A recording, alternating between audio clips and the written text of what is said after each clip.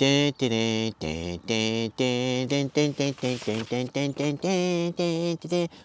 the Olympiad. Well, no, it's an Audi, but it's not just your regular A3, little compact sedan that zooms about. Quattro, meaning all-wheel drive. It's an S3. So what we have here is a comparison between a valve and a consonant. We have here's the thing. I had an A3 and I thought I did a YouTube video on it, but it turns out I didn't, because that was before I started doing YouTube videos, which I've been doing for the last, 4 or 5 months. And anyway, that car came and went, but I can give you some insights, not good ones, but some insights into the comparison between the A3 and the S3, the S3 being the more high performance compact Audi. Both were Quattros, meaning they had the Audi 4-wheel drive system. Both have a 2-liter turbocharged inline 4-cylinder engine, but one's got a lot more power and a lot more potency and a few other things that are kind of interesting. So, are you interested? Stay with me. I shall elaborate.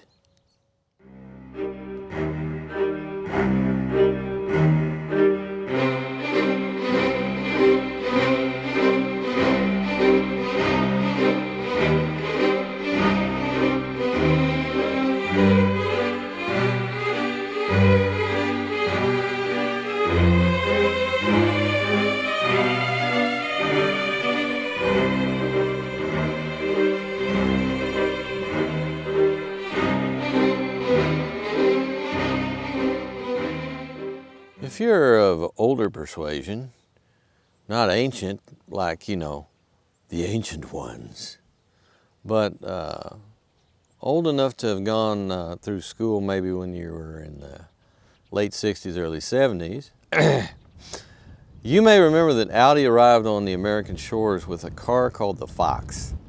And no one knew what to make of it, and it was using this revolutionary new propulsion system called front-wheel drive, which we didn't know much about in America. And they had to market it because Volkswagen had been very, very, very successful in the United States, but Audi is not Volkswagen. Audi is Audi, and while the companies now are Audi is a part of Volkswagen. They've always been related to each other. They had to figure out what made Audi special to get people interested in it, and maybe use some of the popularity of Volkswagen to help launch their new American version of the Audi automobile. And one of the things they talked about is it's an engineer's car. It's a more performance-oriented car. It's cool. Well, they've done very well in America especially over the last couple of decades. Audi's done great. And, they're right in the hunt with other European sports sedans and SUVs, including Mercedes-Benz and BMW, and as well as all the other guys from other countries, including America, and Cadillac, and what's that other? Lincoln. But Audis are kind of special because they really do have their own thing, and they've always been kind of groundbreaking in a few areas. Audi and BMW both, I believe, went through a real battle when anti-lock brakes came along, because they were both trying to perfect them, and they both had fantastic systems. And Audi Volkswagen had a system called, for example, the skid breaker, that was designed to help your car if you had a front tire blowout. It was engineered such that the car would remain under control. It was, they're always really pushing the envelope.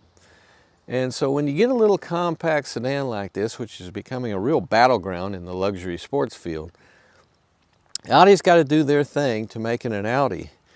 And naturally, the normal version of it, let's say, I guess it's a normal version, comes with the front-wheel drive only. But the really cool stuff, and one of the reasons here in the Northeast Audis are very popular, is the Quattro all-wheel drive system. And this car has it, and the A3 I had it. They were very similar in so many different ways, and yet there's a big price difference. For example, the A3 I tested was $44,440, whereas this S3 is $55,890, much more expensive.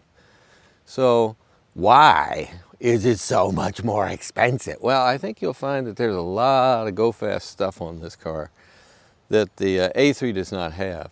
But where I'm most fascinated is where they get all this, I mean, they get considerably more power out of what appears to be, on the surface, same engine. Turbocharged, 2-liter, inline 4.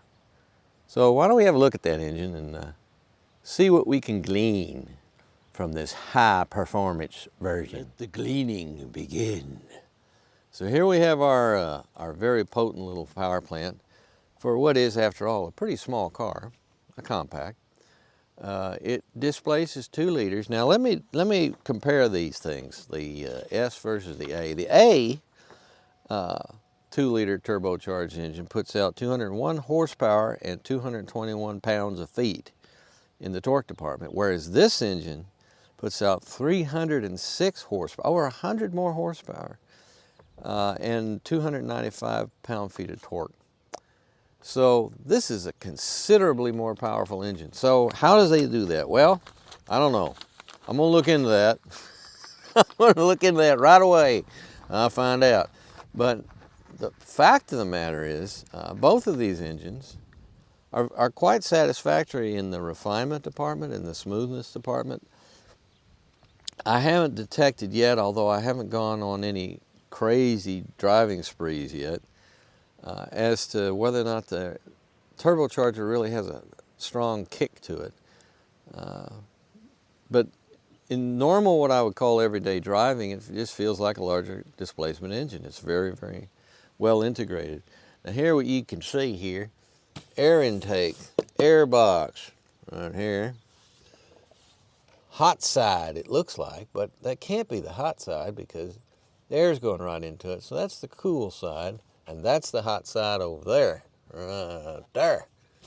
So that's where your transverse mounted engine and your exhaust is facing towards the firewall of the car. And then you come around to the front here, and on the side of the engine, which is actually the front of the engine, if you're looking at it from the perspective of sitting on an engine bench or an engine mount or an engine hoist, you got your belts and everything else, and the actual injection system is right under here. So it's very conventional into how they lay out the engine, but it's what's inside that makes it magical and generates all that power. As far as the oil requirements, here we go, 030 oil. Interesting, because I just had that Acura Integra, and it was 5W30, which I thought was rather unusual. I thought everybody's going to 020, but no, I'm wrong about that. There's still, you got to get your right flavor, and it's very important with all these high-performance engines, since everybody's going to turbocharging, to get exactly the spec that they require. And that's especially true when it comes to your oil viscosity. You got to get the right kind. You got to get the right stuff. But there you go. I mean, this is all mated, of course, to the Audi all-wheel drive system and a 7-speed transmission, automatic direct shift sort of thing. Same thing as the A3, by the way. But is the transmission on this reinforced for 100 more horsepower? I would think so, if necessary.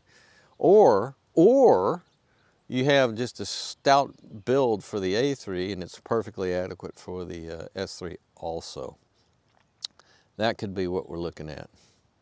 But anyway, this fire engine red thing, which, well, it's not actually the color.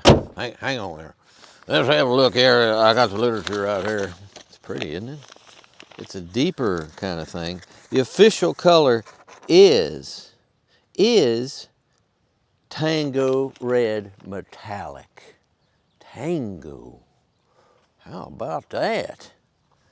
Decency. But anyway, there's your engine. in this little compact Audi. Vroom, vroom. That's what I got to say about that. It's more fun to drive than to talk about, but we'll get to that shortly. See, Pirelli's miracle elixir, it'll do the trick, sir. True, sir, true. Sweeney Todd, ladies and gentlemen. Here we have our Pirelli mounted on our really wild, dishy, cool-looking 19-inch wheel. As you can see, this is a real interesting tire because it's actually a full snow-approved tire. On part of it, it's called an mud and snow tire, but it's actually a full-on winter-rated snow tire that you can use, which I always love to see that when the manufacturers give you a vehicle to review during this time of year, which is supposed to be winter, and honestly, it's like 70-something degrees here. You're ready for any kind of inclement weather. And you got your Quattro all-wheel drive system too, so this car will be very, very, you can get you to work, I tell you what, fast. But look at the size of the brake rotor and the caliper, and everything's huge on this thing. The only thing that's detrimental, in my view, for where I live, if you just drive on pavement everywhere and there's never any potholes, you're fine, but the thickness here, from here to here, you don't have a whole lot of space there. In case you should encounter a pothole, you can really take out your wheel. And these are 235 R19s. And I believe, since they are Pirelli Sotto Zero Cube, I think these are actually run flats.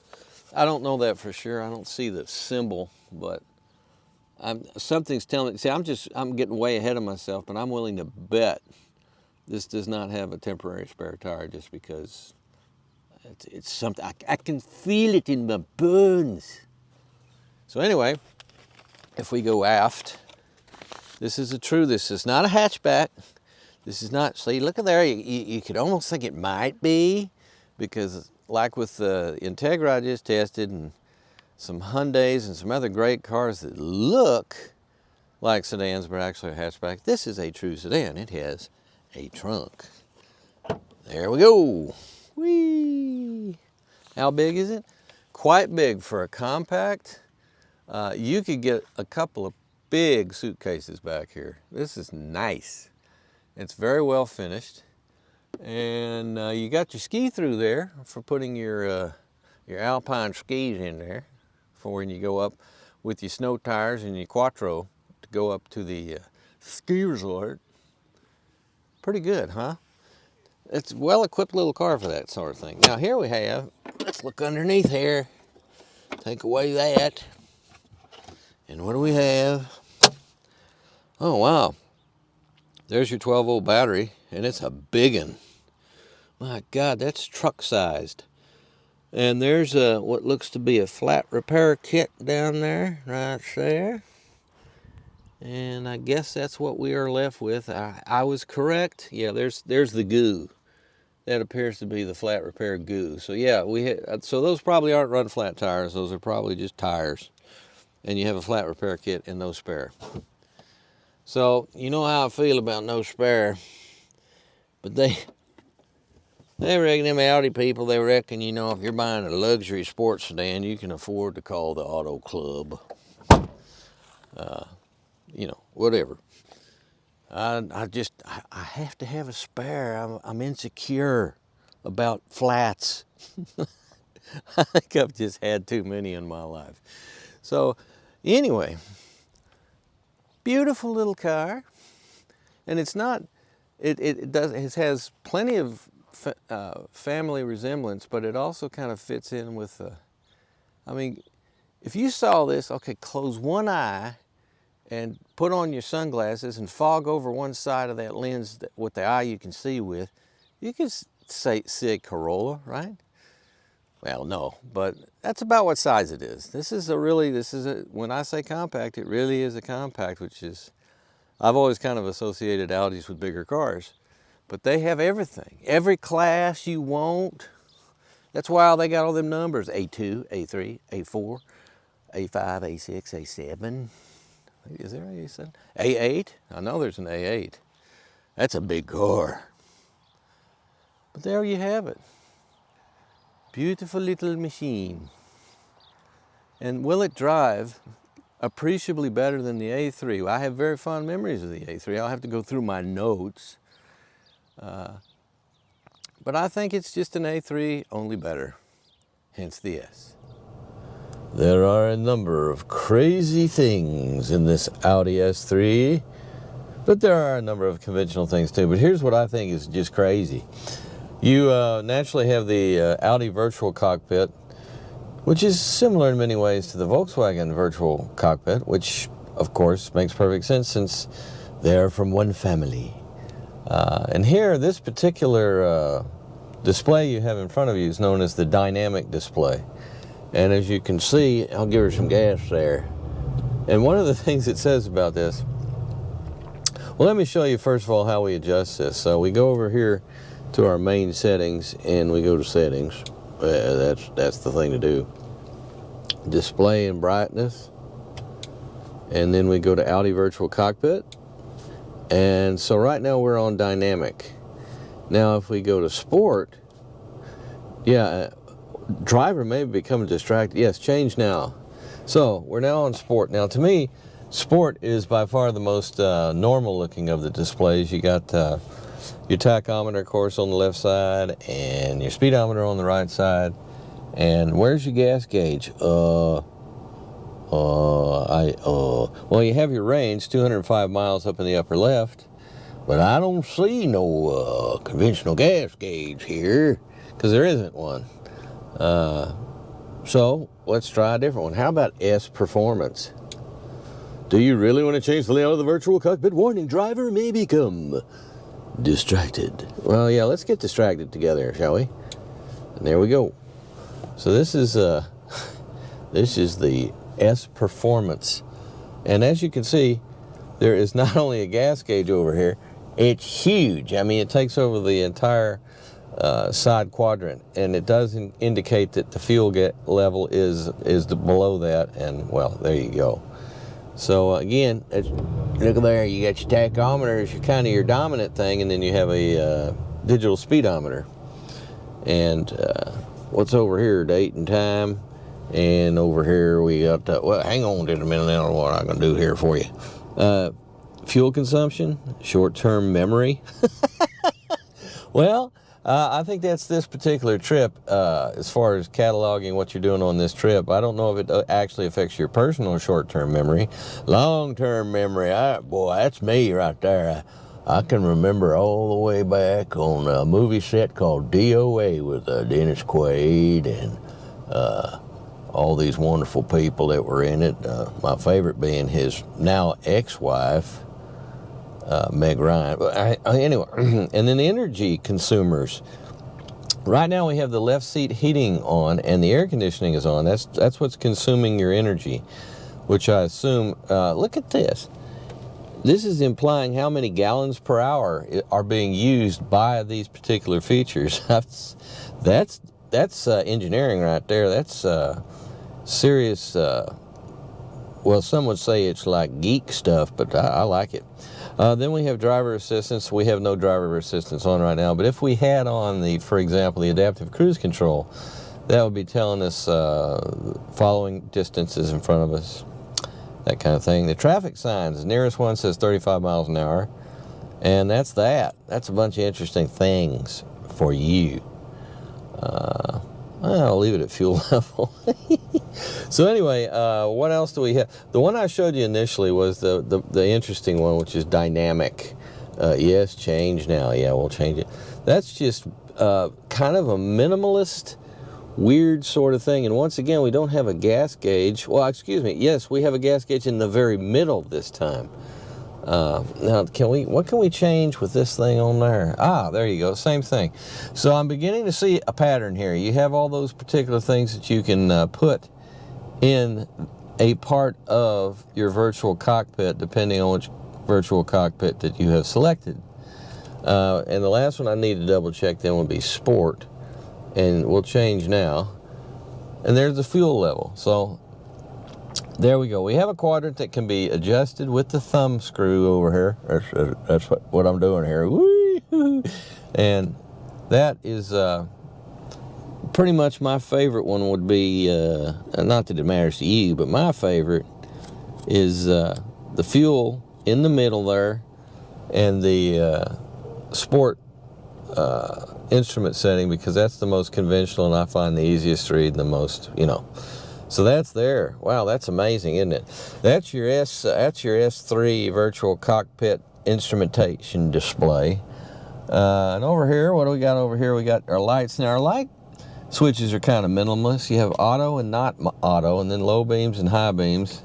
Trying to put this back on. There we go.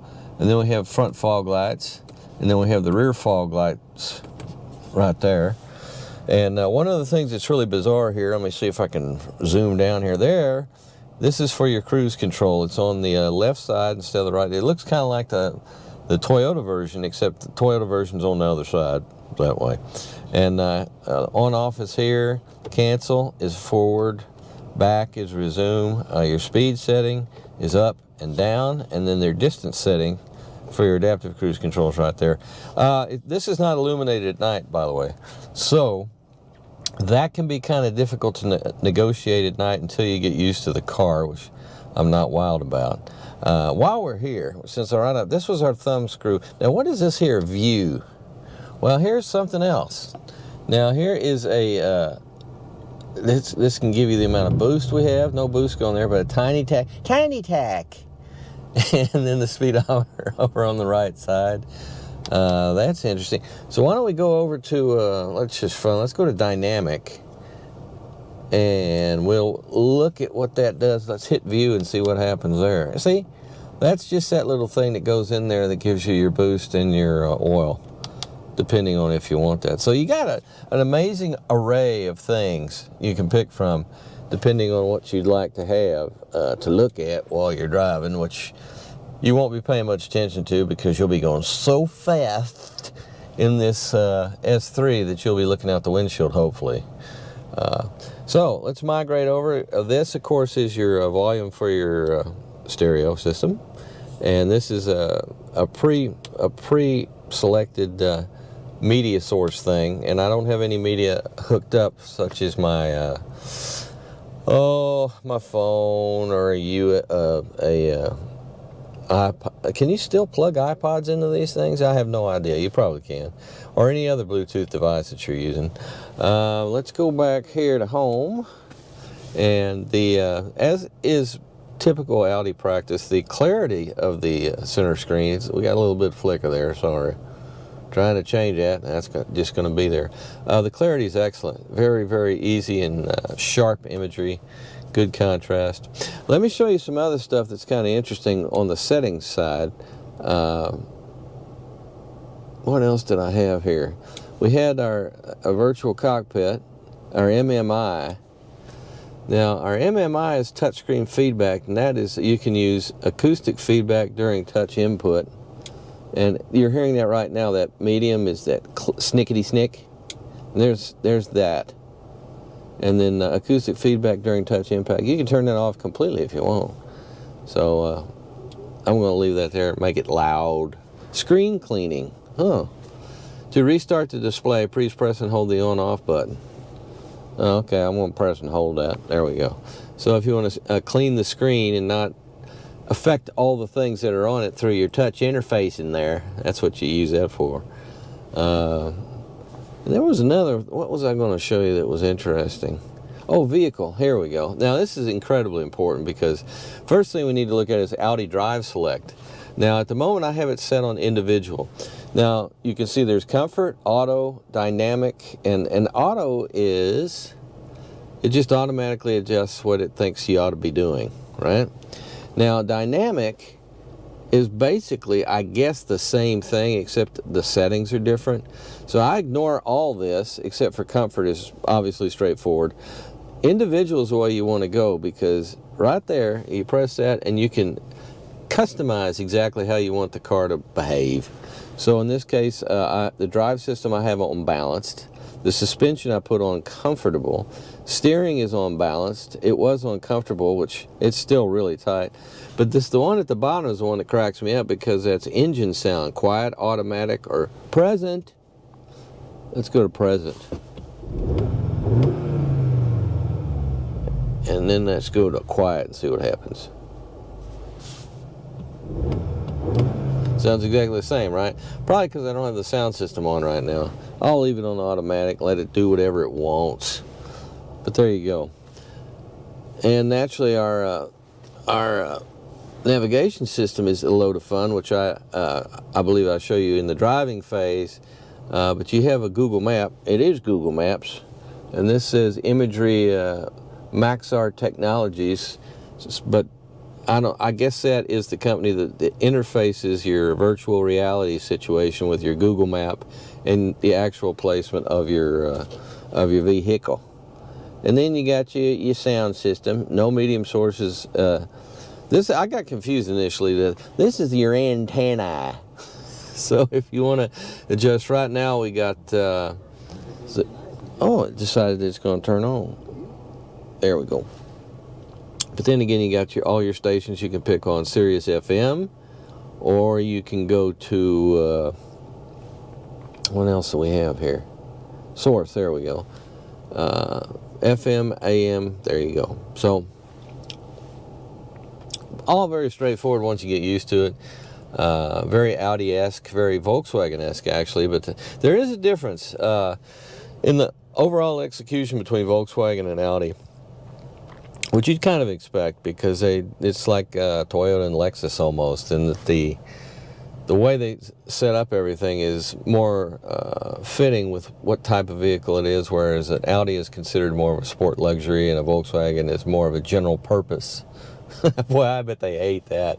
I don't mean general purpose, I mean, typical. I don't know how to define it. But anyway, what else do we have? Okay, we have another selector down here. That, of course, is your climate control system right there. That is incredibly straightforward. We can go up and up, off, max, echo, on. That's just for your air conditioning. Then, of course, I always have it on automatic just to see how it does by itself. And then if you don't sync, then you have the option of going up and down over here. But how do you do that? Like that and like that. Then we'll go back on the auto, and then we'll go back on the sync, and there you go. Now below that we have the typical goodies, including another drive select, which is same one you saw before, but this is just a different way of accessing it. And they know where I'm at. I'm at individual. That's where I stay.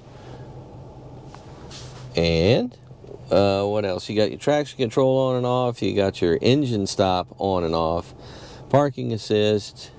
And it will help park itself, which I never even touch those things because there's no place around here where I test cars that I can do that easily. And to be honest with you, I don't. If you can't park your car, you shouldn't be driving it. And I find those things are really amazing, but they take forever. So that's just my opinion, and I ignore it. But it has it. If you want it, it's there. Down here we have our charging area for your smartphone. And then we get weird over here, because here's our transmission selection center. Now, this is weird because you got this little toggly thing here, and you put that into drive, and you kick it again, you'll go into the manual mode, where you can use the paddle shifters to adjust, right, neutral, and reverse, and park as you press that button. This is very similar to what was on the Volkswagen Golf that I had recently. Very similar little nub. Don't understand why it does it that way, but it does. Then you have your parking brake, which is not it's electronic, of course. It's not an old conventional type, which I miss. I really like having a handbrake. And then we have a tiny little console here where you put some things. You can put a few items in here. Oh, and they do come, of course, with a Audi cleaning sheet. Shall we use it? See, this is why you got to be careful, because you might activate one of these if you're not careful. There we are. I'd love to keep that, but I'm a good man. I don't do that. And then what else can I tell you? Well, we have a variety of what I consider to be minimalist architecture in terms of how they like to do your interior, and it's really pleasing and nice. I like it. It's very classy, but it's not over the top. It's kind of a Volkswagen thing too. They tend to they don't go over the top in terms of how they adorn, let us say, the inside of the car. Naturally, you do have the LED lights at night that run along here, right in there, and it's good stuff. So, seat comfort is excellent. Seat adjustment is excellent. The side bolsters are quite substantial, as you might expect on a sport-oriented car like this, the S version. And that's what I can tell you about this. Headroom is very, very good. You got your... We can open this up right here, and we can see the power lines and the trees. These are your basic winter trees. And that beautiful blue sky. We just had a lot of rain. Now it's going away. But there you go. Shall we examine the rear seat? Are we leaving out anything? I don't think so. I think other than this incredible virtual cockpit setup, this is it's pretty straightforward for the most part. Oh wait, I left out something. I left out something important. This thing right here is, see, I just turned the volume up, turned the volume down. It's and then you select different stations this way, and you can mute. It's kind of weird, this thing, but it works. This is kind of a, if you'll remember, for the longest time, Audis have had what they call their MMI, which is very similar to BMW's iDrive, and it's become more and more minimal, and this is big time minimal right here. And to be honest with you, there's better ways to shift around even using the touchscreen, because I find this to be a little awkward. And if you have a dog in the car, I don't know what's going to happen. I don't have any of my dogs in here, but that's the kind of thing they'd put their paw on, and God knows what happens. And then you're listening to some kind of a retro funk groove station that you don't want to listen to, and that's their fault. So, okay, now I promise we'll go to the back seat now. All right then. Here's our entryway. Is it overly tight because this is a compact car? Not really. It's actually not too bad. I have the front seat back quite a bit, and I have plenty of leg room here. Footroom, though, is getting slightly compromised. You do have a massive drive shaft tunnel right there, and this, of course, does have the Audi all-wheel drive system, that the Quattro, as it is known. So you do have to deal with that if you're going to try to put 3 people back here. I think 2 would be perfectly comfortable.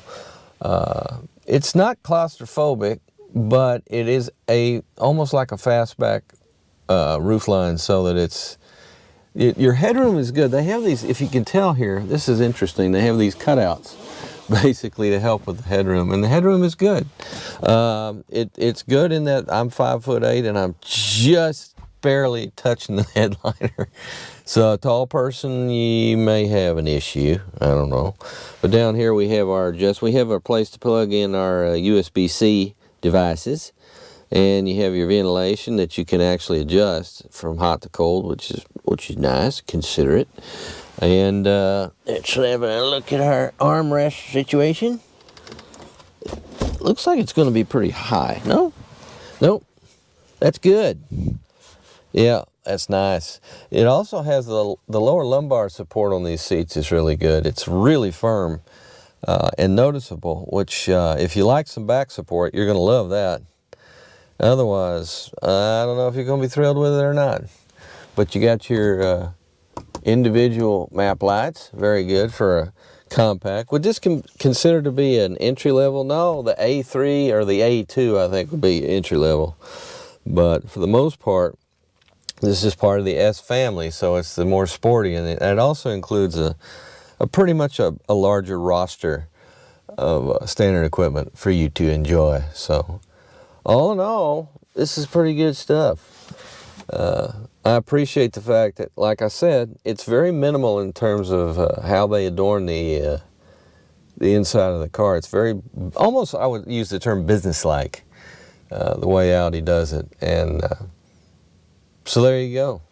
It's a compact, but you can get 4 adults in here. I think, as long as they're not too tall in the back, in which case, like I said, you may have headroom issues. But there is some. I mean, for somebody my height, I think if you're like 5'10", you could be fine back here too. So I'm guessing, I don't know how tall you are. You may be a stork-like creature. There we go. Well, here is our Monroney, our sticker of the truth. And in it you'll find we have a 2022 Audi A3 sedan with the Premium Plus package, the Technology package, the Black Optic package, the Fine Napa Leather package, and the S Sport package, all of which add to the $44,900 base price, enough to make it $55,890 at your dealer. Warm up the Silver Hornet.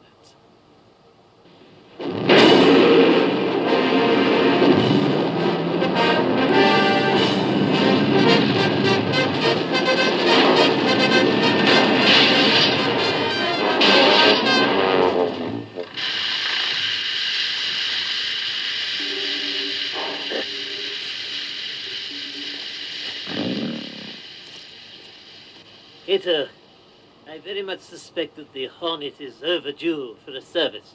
So if you don't mind, I'll use your car tonight.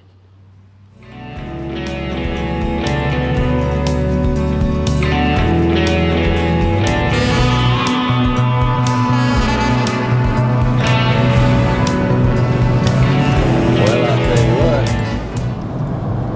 what, we're going along here, and we're driving. Now this is right off the baseball bat. Not really a foul tip or anything. We have something very interesting. It's an interface with Google Maps in your normal navigation system. I've seen this, I think, I don't remember actually seeing this on other cars other than Audis, but I'm sure there probably is.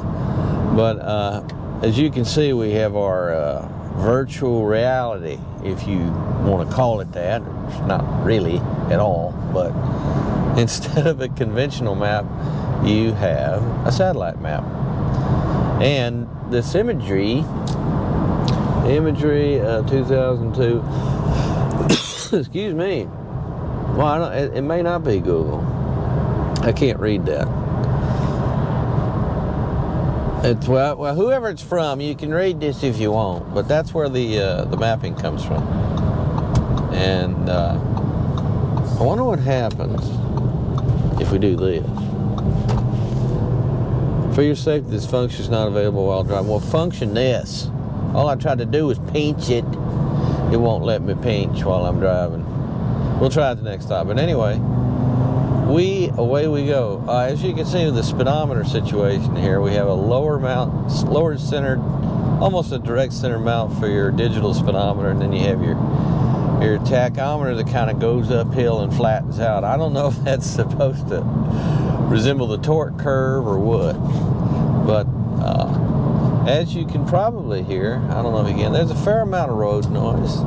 Not excessive, but some of you will say that's loud for a luxury / sport coupe. It's not the quietest sport coupe I've ever driven, I'll put it that way. In the handling, we are in the comfort mode, which I like to be in the comfort mode a lot, just because you can kind of tell what the suspension's doing. But more importantly, if you put it in the sportier mode, you know it's going to tighten it up, and it might be firm to approaching harsh. But when it's on comfort, you would expect it to actually ride pretty good, and it does. It rides reasonably good, but you also have a lot of very firm control. That's one of my favorite little bumps right there, because it unsettles the suspension for a minute, and you can see how well all the shocks and everything work together to control the mass of the car. That was good, not great. A lot of that, how a car will do on that, depends more on the mass of the car. A lighter car does much better in a situation like that. Heavier cars have to have so much more to control in terms of the momentum and the mass of the car. So when you unseat the suspension and unload it like that and then load it back up real quick, that really is a test of the suspension. And this is okay. It's not outstanding, but it's good. But I had it on comfort mode. Now, should I go over that same thing in, where's our drive mode selector? Oh, I don't even know where it is now. I've got, there it is. Interesting, same place as I think the e-tron. But now, if we go to auto, we'll see how she does. And that is no doubt, and I'll get into this later when I have a clue about it, whether or not we have one of these predictive systems on the car where it sees down the road and it tries to adapt the suspension accordingly before you actually hit the bump, sort of, in theory. What other car did that? What other car was that? Well, I reviewed it and I talked about it extensively. And I tell you now, but I don't remember. Are you kidding me? Why do you think I do all these videos? It's so I can look back on them later when I'm actually writing a review of the car. Oh yeah, I remember that one. It was blue. But transmission-wise, too, actually, this power plant, an inline 4 of displacing 2 liters with apparently a lot more boost than the A3. This being the S3. How well is that balanced with the transmission? And are the transmissions the same in both cars? I'll look at that too, if I remember to. The main thing I'll be looking at, see if the ratios are any different. I'm willing to bet on this car they probably are, to best maximize the overall getting the power to the ground thing, which is also a part of the Quattro all-wheel drive system, and both cars have it, and it is very, very good. Pretty much, especially, I mean, this is a crazy thing to say, they're good in snow and slippery pavement, but they're also really good in dry pavement when you have a lot of power to play with. Like, considering the weight of this car, and it has over 300 horsepower, it's kind of important that you get all 4 wheels involved in the, let's say, the dispersion of the power, so that you don't have any wheel spin and you have general control. I'm all about that. I'm all about your general control.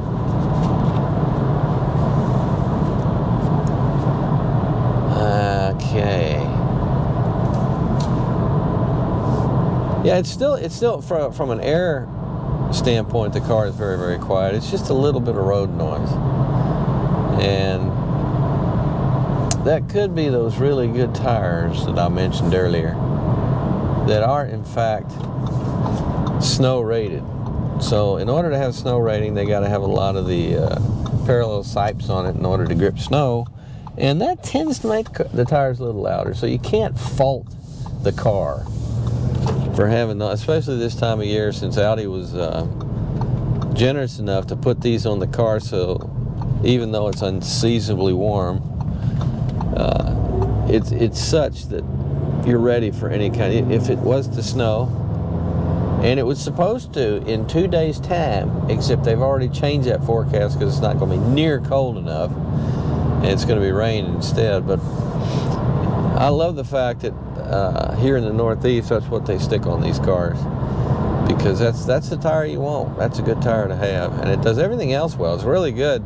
I'd say probably the only penalty to tires like that would be a little bit more noise, and the fact that they wear out faster because the compounds are a little softer.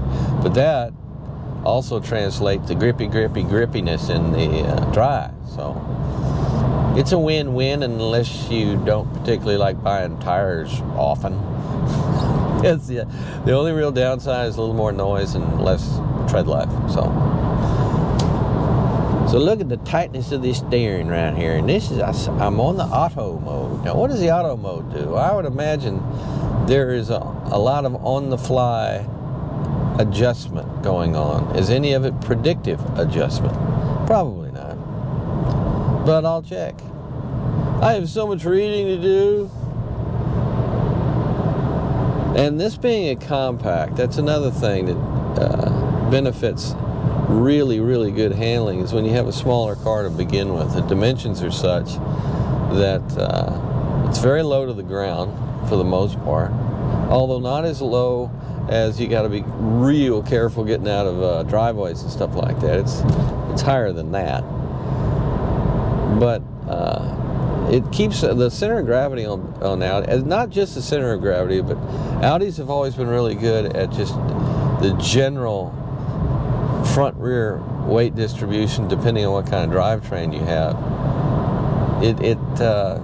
It's a very, very well balanced car, and that shows them in every aspect of driving, actually. You'd think right off the bat in terms of cornering, yeah, absolutely it helps cornering, but it helps everything else too. It even helps braking quite a bit when you have a little bit more. Anytime you can, depending on the car, most of the braking force comes to your front wheels. That's where they do far more work than your rears do. But if you can bias the center of gravity of the car a little further aft, it brings the rear brakes into play a little bit more, and you get a little bit more balanced braking, which means less nosedive, and it's just generally a good thing. These have massive, typically Audi, massive rotors and huge calipers. I'm not sure if they're 2-piston, they may even be 3-piston, I don't know. Or I could still be living in my super high performance motorcycle days where they had 6-piston calipers. Well, I say 3, I mean 3 on each side of the caliper, you understand. Okay. And I'm trying to decide whether or not I am detecting a little bit of the turbo hit with this car that may not have necessarily been present on the A3. A3 was, I'm still working on, I have, like I said, a ream of homework to do on this car in terms of why it makes so much power with the same, basically the same engine. And they must have changed an awful lot of stuff on it. Or not. But I'm going to look, and I'm going to study on it, and I'm going to talk about it. I do like this map here, even though, oh, let's see now, can I zoom in? There we go, up, there we go, trying to zoom in here. Yeah, look at that. Hey, where's the airport? Where's the airport at? The airport's supposed to be right there. Huh.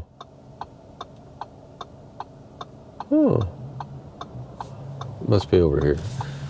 Well, we'll see. There's supposed to be an airport.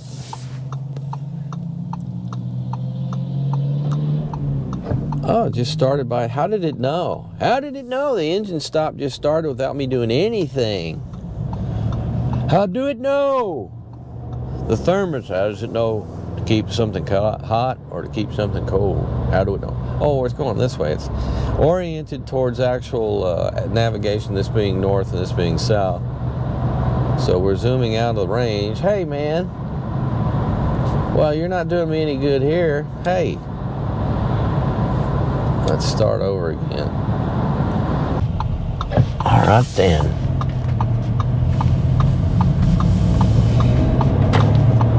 We're gonna go the crazy way.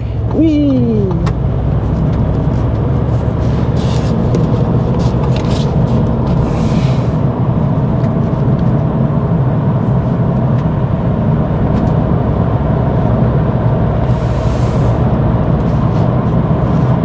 You know, years ago, this road was always my favorite road during Halloween. I don't know why.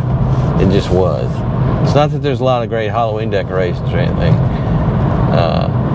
Which was a few weeks ago, by the way, Halloween. Anyway, I wrote a poem that was in a motorcycle magazine. I rewrote The Raven by Edgar Allan Poe, and it was a story about a tapping. Instead of a tapping at the door, it was a tapping deep inside of my V4 on my motorcycle. As I motored almost napping, suddenly there came a tapping, as of something gently rapping in the side, what was it? In the valves of my V4. Yeah, that's what it was. But this is still a really fun ride. No matter what time of year it is, this is always a real fun little drive right here. And this is good for measuring your flatness, how flat your car maintains its composure during side-to-side transitions and cornering, because they're not like they're really banked corners, they're flat corners, kind of like a go-kart track. And this car is that's pretty much exactly as you would expect it to. It's very flat cornering. Brakes are good. The brakes, another thing that's good about so many of the cars I've driven lately that have really strong brakes is they're beautifully balanced. All right then.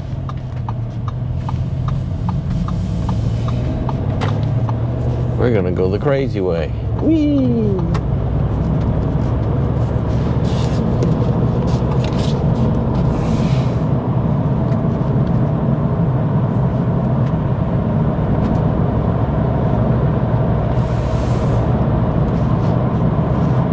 You know, years ago, this road was always my favorite road during Halloween. I don't know why. It just was. It's not that there's a lot of great Halloween decorations or anything, which was a few weeks ago, by the way, Halloween. Anyway, I wrote a poem that was in a motorcycle magazine. I rewrote The Raven by Edgar Allan Poe, and it was a story about a tapping.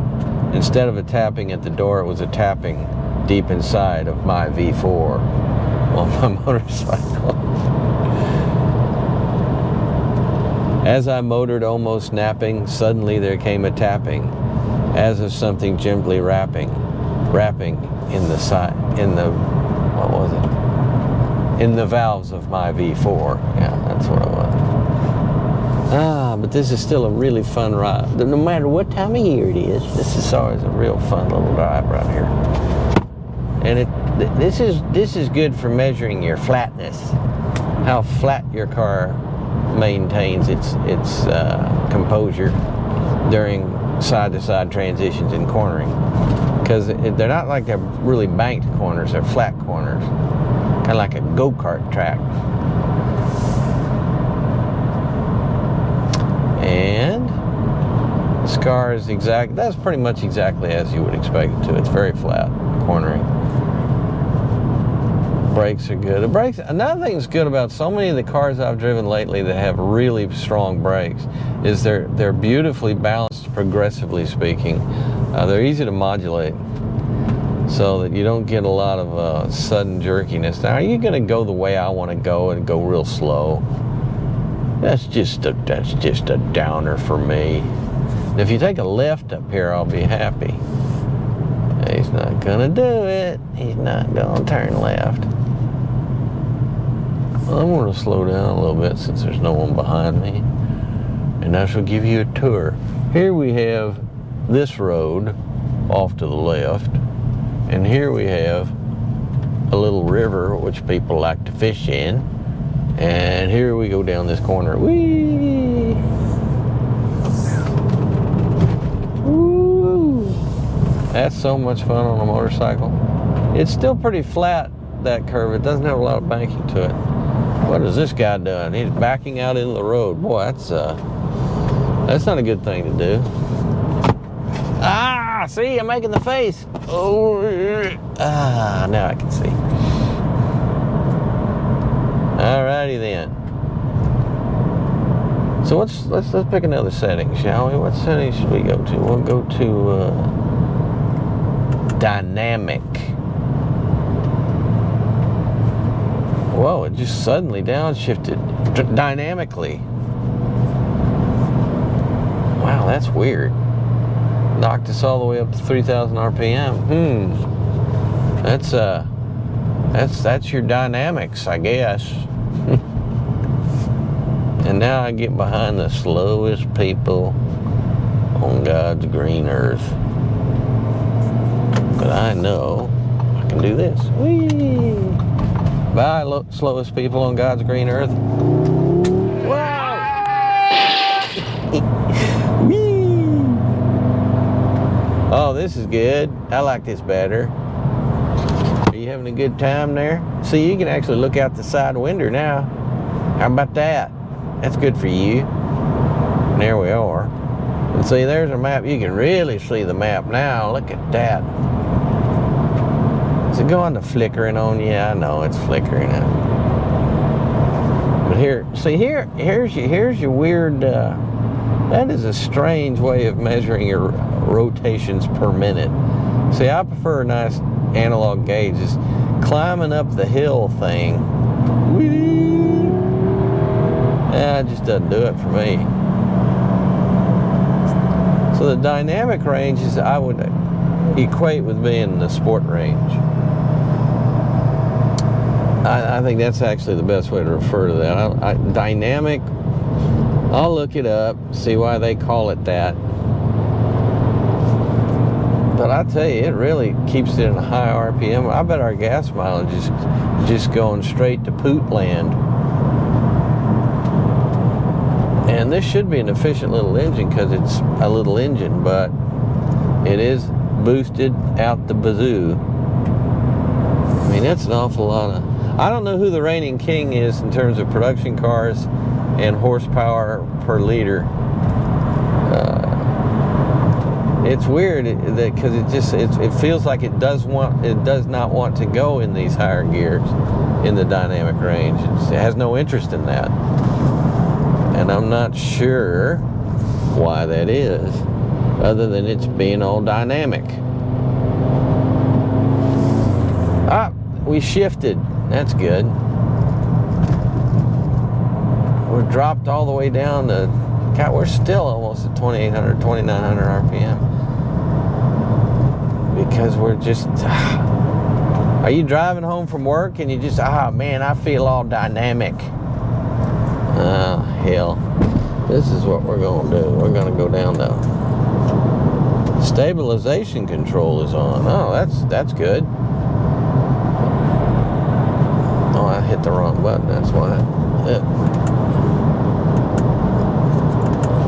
Comfort. That's more like it. Now look, we dropped all the way down to 1,500 RPM. You see how these buttons work? They do all kinds of things. And they dramatically change how you do your stuff. I'm not sure about this dynamic range. That seems like you're looking for a racetrack or something. As far as driving it around, even on a more enjoyable and challenging piece of blacktop, I don't think it's the way you're going to want to go. But that's me. That's my opinion. Whoa. Hit the big bumps even in the comfort zone, and this thing is going to tell you all about it. I don't feel like there's a whole lot of travel in that rear suspension. We're going to have a look on my patented rock ditch rear suspension travel rack, known as that piece of road right there that I know about. Anyway.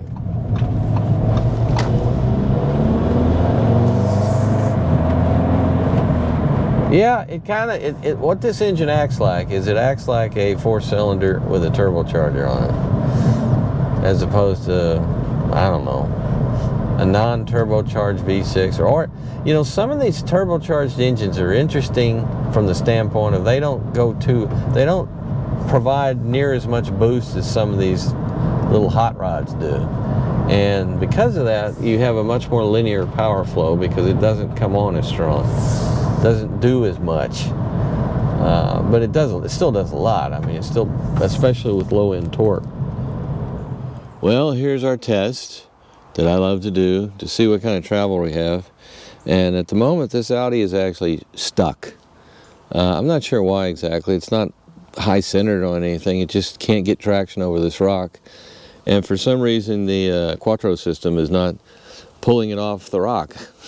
I have no idea why, but anyway, the rear wheel travel is quite good. You got the compressed side on the passenger side, and you have the extended side on the driver's side, and it's making contact, but it's not moving. I'll get it off. I got all kinds of vehicles. I got that Jeep right over there. I'll pull that off there. But that's a little odd, actually. But travel-wise, which is what this is all about, it did very well, and we like that. Well done.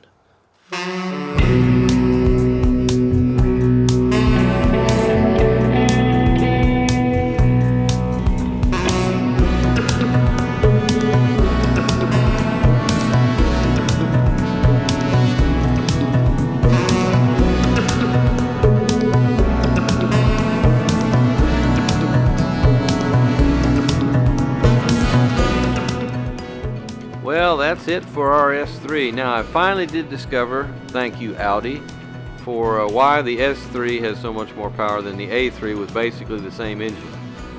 They aren't basically the same engines in the combustion process. The A-Series uses what is known as the B process, which is more fuel economy based, and the S-Series does not, and is more aimed towards performance. So there you go. That's the reason why it's so much more powerful. So you people be careful out there in your Audis and your other hot little sedans, and hopefully we'll see you all next time. Take care of yourselves, folks.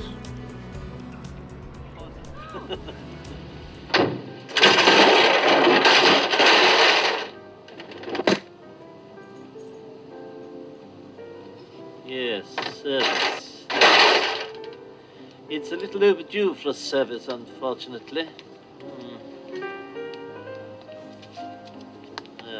Perhaps it's better to leave that there. Well, it's a beautiful night. Why don't we walk?